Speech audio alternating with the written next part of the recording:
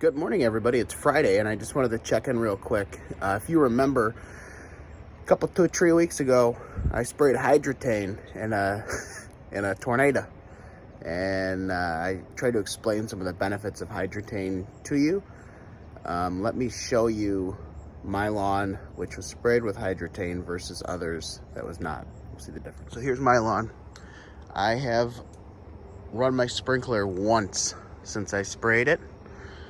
And I mean, we've had some good rains, don't get me wrong, but others are watering in the neighborhood. So that one right across the street doesn't even water. This one doesn't even water.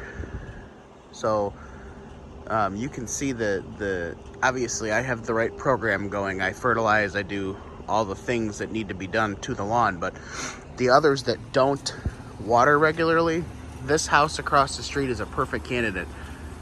That house right there is on a fertility program from True Green, and they don't water, and I've only watered once.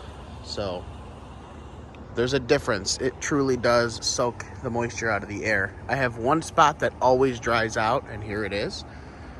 This is sort of the color that happens before it turns brown. It turns almost like a gray color. So that's a prime example.